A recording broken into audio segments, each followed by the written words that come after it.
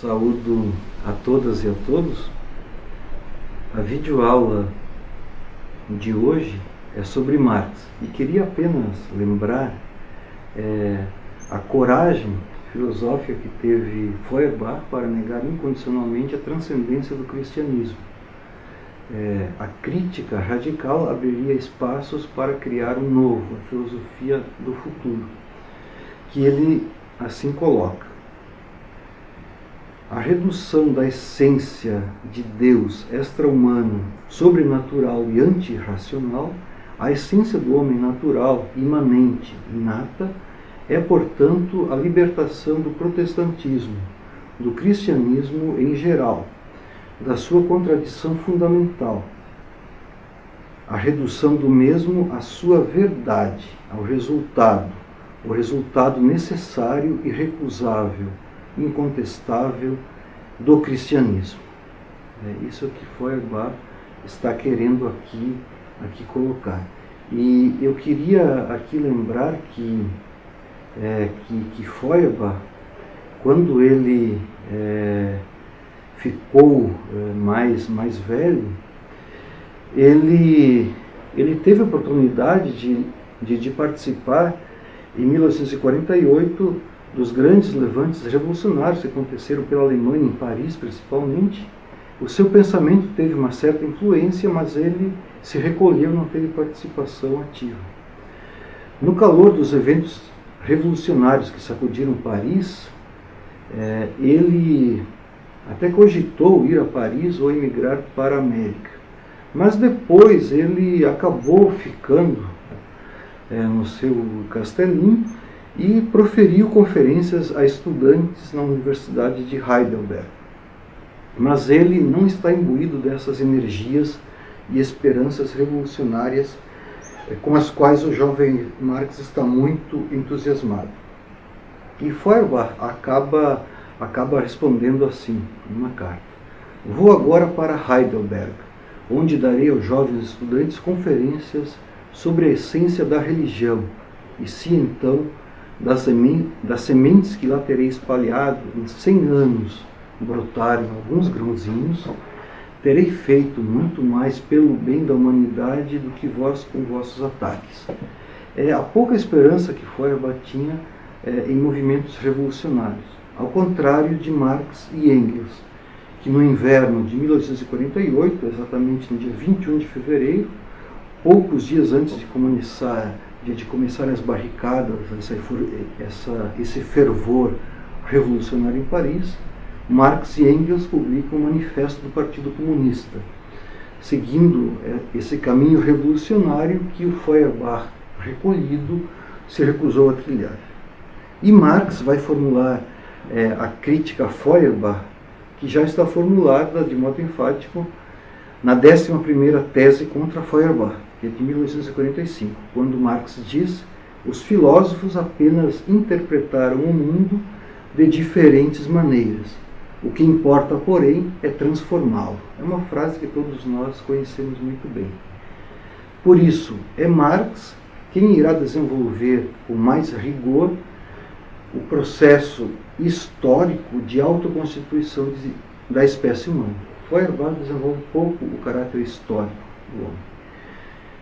O homem não difere do animal somente por possuir consciência, sentimentos e por possuir uma religião, mas é por ser social. Para Marx que está a essência humana. Marx também quer mobilizar o potencial prático da razão, mas de um outro modo, por meio da teoria social e da economia política, algo que Feuerbach não dá atenção. E o que é central para Marx são os conceitos de produção, trabalho e de praxis social. Marx não está preocupado quanto Feuerbach para estabelecer que a religião é o que distingue os homens dos animais. Assim como Feuerbach, também Marx quer reconquistar o homem verdadeiro, ou seja, o homem verdadeiro é o ser que produz a si mesmo, as coisas materiais, produz o mundo, e é um ser corporal, sensível.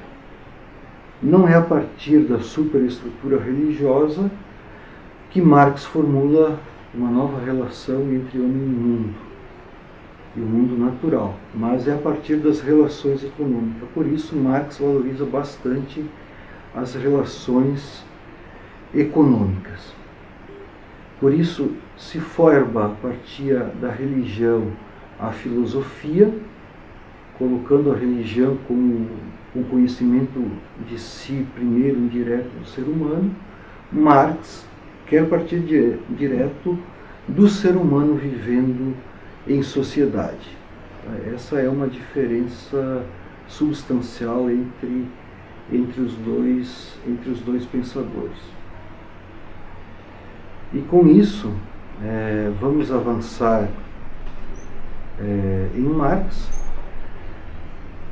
Qual é a diferença básica entre a antropologia de Marx e o pensamento, entre a antropologia de Feuerbach e o pensamento de Marx?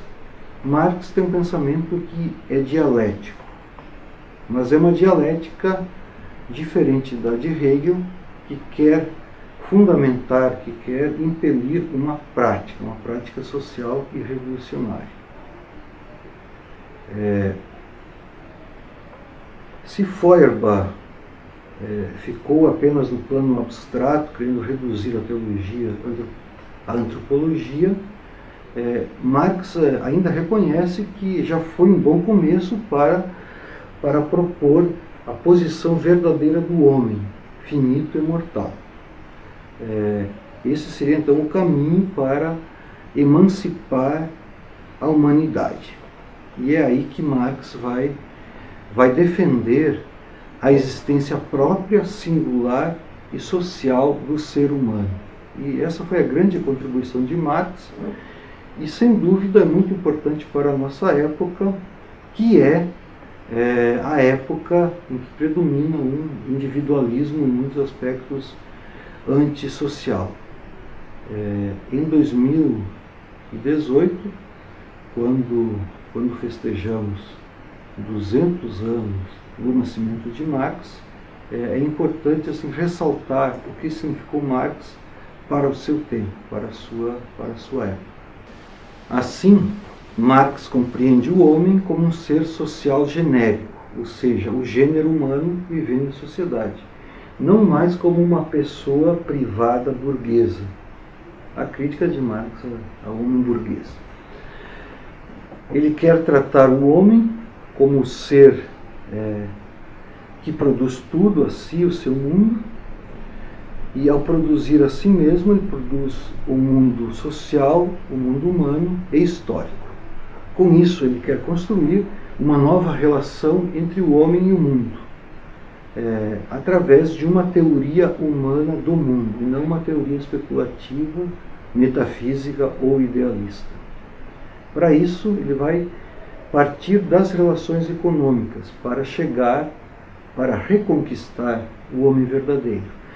E Marx vai estudar os economistas clássicos, liberais, Adam Smith, David Ricardo, os ingleses, ou seja, ele não vai construir do nada, mas ele está valorizando os grandes pensadores economistas clássicos, Adam Smith principalmente, que coloca o trabalho como sendo a fonte de produção das riquezas.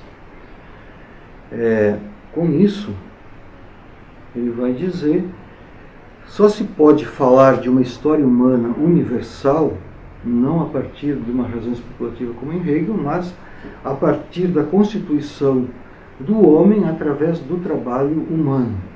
O trabalho é essa categoria-chave, pois o trabalho é o devir da natureza para o homem, como o ser humano transforma a natureza no sentido de suas próprias necessidades. Assim, Marx, de um modo evidente, se contrapõe à doutrina cristã, ao Deus cristão, à criação. E um comentador vivo, que é um dos mais importantes comentadores de Marx hoje, o Zbigniew Kowalczyk, num texto, A Dialética como Fundamento da Prática, que está na bibliografia de meu semestre, na obra Filósofos do Século XIX, ele diz o seguinte: o cerne dialético da filosofia de Marx precisa ser redescoberto. O que quer dizer? Que nós temos a impressão que Marx, por ter morrido em 1880 e pouco, que as suas obras já foram todas lidas, comentadas, interpretadas. Mas não foi o caso. Alguns textos de Marx nós tivemos acesso há poucas décadas. Por exemplo, os manuscritos econômico-filosóficos. Por isso, muitas vezes, pensadores ou alguns seguidores, militantes, críticos, seja da esquerda ou da direita, eles criticam Marx, mas sem conhecer direito as suas obras. E outra obra muito importante, a Crítica da Economia Política, só foi publicada nas últimas décadas do século XX. Por isso, no início do século XXI, eu queria apontar aqui a importante obra do Piketty, que é um dos autores que está escrevendo sobre o Capital no século XXI, que ele retoma vários elementos de Marx e mostra como Marx é importante para compreender a dinâmica da nossa sociedade e do capitalismo tardio, no qual nós estamos imersos. Portanto, é preciso evitar o dogmatismo de marxistas tradicionais e a crítica leviana, inconsistente de certos pensadores políticos que não conhecem bem Marx, para que possamos valorizar a importância filosófica, política, econômica de Marx. Isso se mostra porque o século XX viveu muito do pensamento de Marx. Há três principais linhas de interpretação que seguem basicamente essa inspiração marxiana de Marx. A primeira delas, a teoria crítica, a escola de Frankfurt, Adorno, Horkheimer, Marcuse, a filosofia da praxis, Gramsci principalmente, e a busca que é mais significativa para dar prosseguimento à dialética de Marx, que é a terceira linha, começa com Lukács no início do século XX, com Ernst Bloch, e o francês Henri Lefebvre. Como diz o Kowarczyk, a filosofia de Marx é fundamental para a crítica da praxis social, pois o seu objetivo é conscientizar o sujeito agente sobre a sua própria praxis, habilitando-o assim a dominar as suas tarefas sociais e históricas. E nesse sentido, tendo em vista os conflitos de nossa época, não se pode dizer que a filosofia de Marx esteja ultrapassada. Há elementos que não se sustentam, mas há elementos que são muito importantes, principalmente, como eu falei, na crítica ao capitalismo, a dinâmica do capital. Marx pretendia que a dialética fosse uma crítica interventora, não uma crítica, digamos assim, descompromissada. Marx mudou-se para Berlim em 1836, com apenas 18 anos, ingressando no Dr. Club, que era um clube de jovens hegelianos, radicais, de esquerda. E eles se reuniam para discutir a filosofia dialética de Hegel. E Marx logo se destaca nesse círculo, e ele pretende, juntamente com os jovens hegelianos, analisar o sentido da história de modo empírico, sem essa contaminação de uma reflexão filosófica vazia, abstrata. Para Hegel, o sistema se completa no movimento dialético do espírito. Marx, de modo radicalmente diferente, coloca a tarefa da filosofia prática ligada estreitamente ao desenvolvimento das forças produtivas, ou seja, ao mundo da produção. A mobilidade imposta pelas condições exteriores de vida. Lembrando que a primeira linha de trem ela foi inaugurada na Inglaterra em 1831. Portanto, nessas décadas seguintes é a mobilidade, a experiência moderna da aceleração dos acontecimentos, como falamos na primeira aula. Marx romperá com Hegel um pouco depois da época que Feuerbach rompeu com Hegel, e escreverá uma obra também, a crítica à filosofia do direito de Hegel. Ele conclui a tese de doutorado em 1841, o ano que Feuerbach escreveu esse expressionismo, com a tese A diferença entre a filosofia da natureza de Demócrito e de Epicuro, ou seja, sobre o atomismo antigo, sobre o materialismo antigo. E em seguida, então, ele fixa a residência em Bonn, onde ele alia-se a Bruno Bauer, que era um professor, e concorda com a crítica à religião que Bruno Bauer faz. Aí Marx começa a atividade jornalística. Em 1843, ele é o redator-chefe do jornal Gazeta Renana. Vejam bem, Hegel se esforçava para compreender o Estado como algo racional em si. Já Marx aponta os limites do Estado, pois mostra que o Estado expressa apenas os conflitos, as injustiças de uma sociedade. Por isso que Marx critica o direito do Estado de Hegel, porque ele defende uma democracia que, em certo sentido, seria radical, porque ele quer fazer uma transição para uma sociedade política. O comunismo aboliria o Estado abrangente e dominador. Marx diz, conforme cita Kovács, a emancipação humana é um retorno ao mundo humano das relações, ao próprio ser humano. Essa é a inspiração de Feuerbach, emancipar o ser humano a partir de si mesmo. Marx compreende que o valor da filosofia está em ser praxis histórica. Por isso, aqui é importante colocar, haveria um discurso sobre o fim da filosofia, porque a filosofia terminaria enquanto mera teoria, enquanto discurso abstrato, e a filosofia ficaria essa teoria que se transforma em prática. Uma teoria que é meramente abstrata não tem valor. Por isso, essa nova relação entre teoria e prática é fundamental em Marx.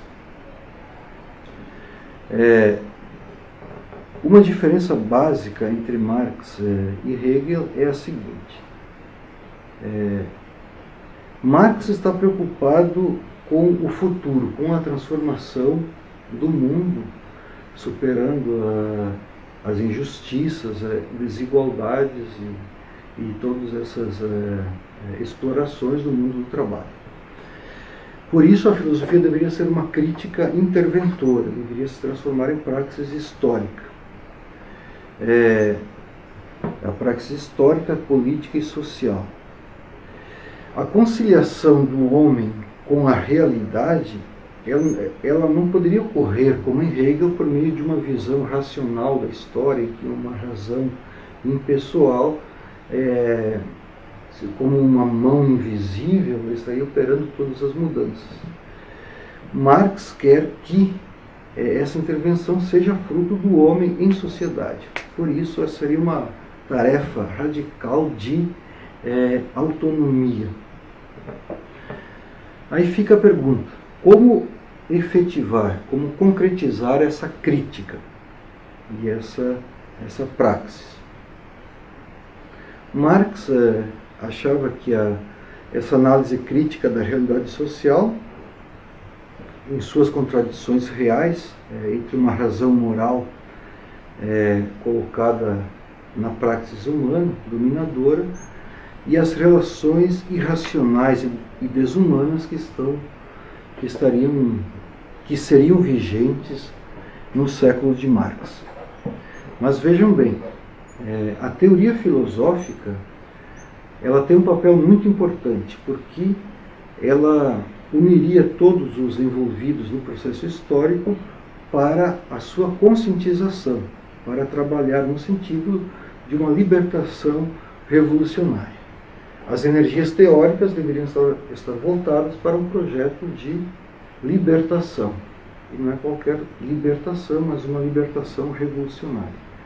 Por isso, Marx ainda exige que haja um sujeito capaz de crítica, capaz de consciência e capaz de ação. É por isso que Habermas, um dos principais filósofos ainda vivos, afirma que Marx está ainda preso à filosofia do sujeito, à filosofia da consciência, porque ele quer realizar a mediação entre o saber e o agir, entre o sujeito que conhece e a praxis do sujeito atuante. Então ainda estaria ligado à filosofia do sujeito, bem mais próximo de Marx do que ele pretendia, ou de Hegel, mas com a diferença que Marx está querendo desenvolver um projeto de transformação revolucionária. Um outro aspecto, como transcorre, como se efetiva a dialética da praxis histórica. A dialética de Marx, ao contrário da de Hegel, que é especulativa, enfatiza a importância da praxis humana para uma crítica interventora. Esse aspecto dialético está muito bem mostrado nos manuscritos econômico-filosóficos de 1844. Se para Hegel o Estado consubstancializa a esfera suprema da moralidade, conciliando o universal e o individual, Marx diz que o Estado sempre vai estar expressando contradições e injustiças. Por isso, é preciso criticar Hegel, porque Hegel não se preocupava com a história real dos seres humanos, mas estava preocupado com o retornar para si do espírito. A história do mundo é o progresso no qual há uma continuidade. Vejam bem, o progresso para Marx não é o progresso do espírito rumo ao espírito absoluto, mas para Marx o progresso é histórico sem nunca sair do plano da sociedade. Por isso, o comunismo para Marx seria a superação de todas as injustiças, mas seria propriamente um mundo em que o homem seria plenamente autônomo, em que cada um teria segundo as suas necessidades e poderia desenvolver as suas habilidades, as suas capacidades. Não é meramente um igualitarismo que seria massificante se fosse implantado. Isso várias sociedades implantaram, mas não é a inspiração de Marx. Marx afirma que os seres humanos são sujeitos da história, de sua própria humanidade. Como ele diz, os seres humanos, ao intervirem de maneira transformadora no mundo por meio da produção em sociedade, modificam também as suas condições de vida e a si próprios.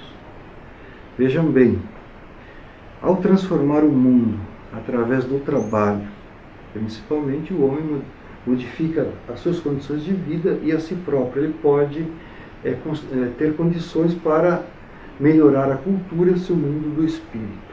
Por isso, há um vínculo forte entre o homem e a vida natural. Como eu falei, os três conceitos principais para Marx são a produção, o trabalho e a praxis social. É isso que move o processo histórico. As capacidades produtivas dos seres humanos são semelhantes, há diferenças, mas todos nós temos valor pelo fato de sermos seres produtivos, sermos seres vivos nacionais. Mas, ao contrário de Hegel, que achava que há uma razão na história, quase como poder divino, para Marx não há um poder divino ou natural sobre os indivíduos. pois os seres humanos sociais são ativos, produtores diretos das condições de vida de suas forças sociais e materiais. Ou seja, o homem é responsável por si mesmo pelo processo histórico. Ele tem de tomar consciência das crises, contradições, para transformar o mundo histórico em que vive. O que move a história são, portanto, o indivíduo produtivo em sociedade, as forças produtivas, nesse vocabulário de Marx. Cabe a esses sujeitos superar a alienação histórica, através da consciência da subjetividade da praxis social. E vejam bem, os momentos dialéticos desse processo histórico, segundo Marx, eles se concretizaram em formações sociais, em modos de produção. E os principais modos de produção são a forma asiática, a forma antiga, a forma feudal, até aí teríamos uma espécie de pré-história do mundo, e a forma capitalista de produção. O capitalismo, ele representa um grande avanço histórico, porque aí nós temos um grande desenvolvimento das forças produtivas, a industrialização e com isso também um aumento das desigualdades e da acumulação de capital. Mas Marx acredita que o capitalismo, pelas contradições que ele mesmo gera, moveria a filosofia da praxis, conduzindo ao movimento revolucionário ao fim da história da alienação. Por isso, o processo da história para Marx está orientado para o futuro, a uma associação de homens livres que se assumem como sujeitos do seu trabalho, do seu mundo social. E o final seria, propriamente, então, o comunismo, em que se daria a emancipação humana. Cito, então, como Marx compreende o comunismo. O comunismo distingue-se de todos os movimentos até aqui por derrubar os fundamentos de todos os meios de produção e de relacionamento vigentes, tratando pela primeira vez, de forma consciente, todos os pressupostos como produtos de seres humanos, e não como fatos naturalmente imutáveis, submetendo-os aos indivíduos em união. Esse é o sentido que possuiria o comunismo. Nos últimos anos, Marx viveu em Londres, escreveu a crítica da economia política e 3 livros do Capital, que ele planejava escrever 6 volumes, e apenas para concluir, na obra O Capital, que Marx está criticando o capitalismo, Marx ainda fundamenta o seu pensamento na dialética da praxis histórica.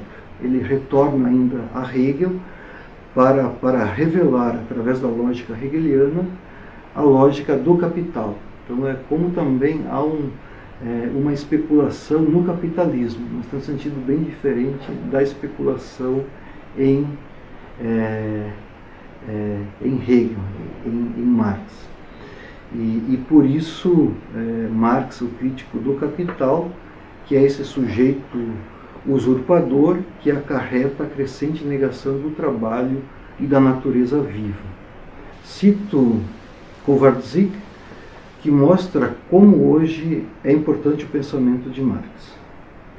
Hoje, a sobrevivência moral e solidária da humanidade parece ter se tornado mais difícil do que a nossa própria autodestruição. E mesmo assim, não nos resta outra alternativa senão dar continuidade ao projeto iniciado por Marx, esclarecendo de forma radical os seres humanos a respeito da praxis social, para que tomem de modo responsável a história em suas mãos. Hoje, no Brasil, em qualquer parte do mundo, quer concordemos ou não com Marx, mas temos de concordar que a tarefa de transformar o mundo é uma tarefa da praxis social humana. E com isso concluímos a videoaula sobre Marx.